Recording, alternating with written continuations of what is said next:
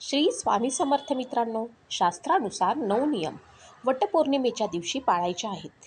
या 3 साड्या चुकून सुद्धा वटपौर्णिमेला घालायच्या नाहीत. गर्भवती महिलांनी काय करावं?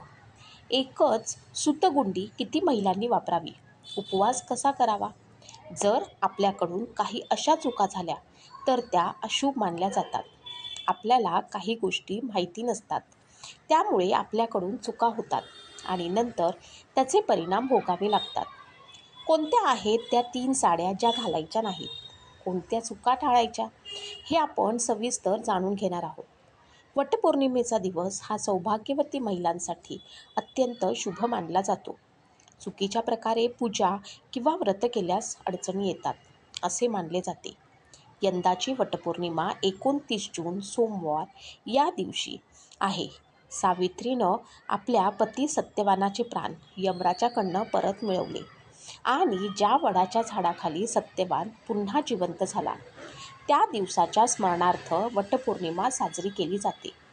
म्हणूनच आजही विवाहित स्त्रिया वडाच्या झाडाची मनोभावे पूजा करून पतीच्या दीर्घायुष्यासाठी प्रार्थना करतात. धार्मिक मान्यतेनुसार वडाच्या झाडामध्ये ब्रह्मा, विष्णू आणि महेश यांचं वास्तव असतं. त्यामुळे वडाची पूजा म्हणजे त्रिदेवांची पूजा असे मानले जाते.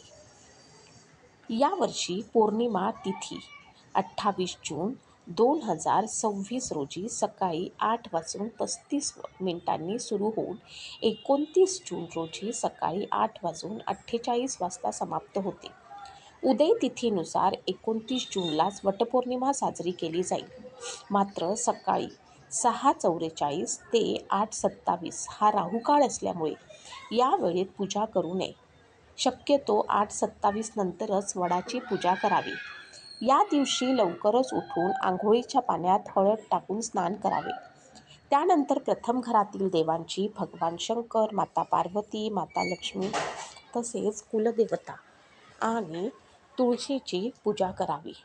मूर्ती असल्यास पंचामृत किंवा गाईच्या कच्च्या दुधानं अभिषेक करू शकता. कुलदेवतेची ओटी भरताना गहू आणि आंब्याचा वापर करावा. वटपौर्णिमेला गव्हाला विशेष महत्त्व असून तो समृद्धीचे प्रतीक मानला जातो. वडाच्या झाडाजवळ पूजा करताना ताटामध्ये फुलं, अक्षता, हळद, कुंकू, दिवा, अगरबत्ती, मिठाई किंवा पुरणपोळी, गहू, आंबा, ब्लाऊज पीस, सुपारी, दुर्वा, पैसे, पंचामृत, कच्चे दूध, रक्षासूत्र किंवा सुतगुंडी अशी सामग्री ठेवावी. प्रथम सुपारीवरती गणपतीची स्थापना करून पूजा करावी. त्यानंतर वडाच्या झाडाला पाणी, दूध किंवा पंचामृत अर्पण करून हळद, कुंकू, फुले वाहावी. सूत 7 वेळा झाडाभोवती गुंडाळून 7 प्रदक्षिणा घालाव्यात आणि पतीच्या दीर्घायुष्यासाठी प्रार्थना करावी. त्यानंतर सावित्री मातेची ओटी गहू व आंब्याने भरावी. वटपौर्णिमेला हिरव्या रंगाची साडी सर्वात शुभ मानली जाते.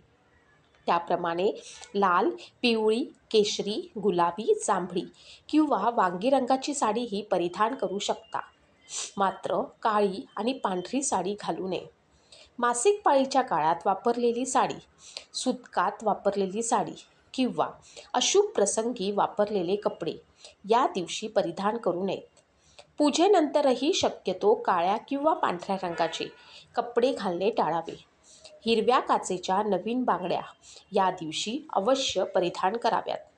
सुतकात किंवा मासिक पाळीच्या काळात वापरलेल्या बांगड्या वापरू नयेत.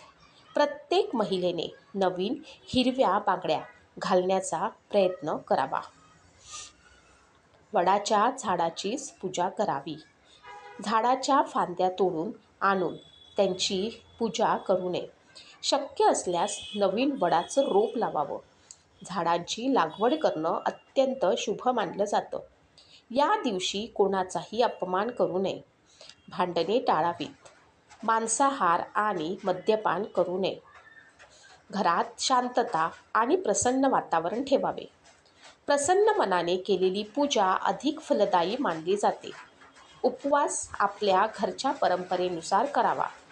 काही ठिकाणी पूजा झाल्यानंतर उपवास सोडतात, तर काही ठिकाणी संपूर्ण दिवस उपवास करून दुसऱ्या दिवशी पारणे केले जाते. गरोदर महिलांनी विशेष काळजी घ्यावी. 7वा, 8वा किंवा 9वा महिना सुरू असल्यास वडाच्या झाडाभोवती प्रदक्षिणा घालू नये. लांबून नमस्कार करून पतीच्या दीर्घायुष्याची प्रार्थना करावी. 1 ते 6 महिने गर्भधारणा असल्यास वडाच्या झाडाला हळद, कुंकू, फुले वाहून नमस्कार करू शकता. कोणाची ओटी भरू नये किंवा स्वतःची ओटी भरून घेऊ नये. प्रत्येक महिलेने स्वतःची स्वतंत्र सुतगुंडी वापरावी. एकमेकींना सुतगुंडी देऊ नये. 7 प्रदक्षिणा झाल्यानंतर उरलेले सूत तोडू किंवा कापू नये. ते तसेच वडाच्या झाडाला अडकवून ठेवावे. पूजेसाठी जाताना स्वतःची पूजा सामग्री आणि स्वतःची सुतगुंडी सोबत घेऊनच जावे.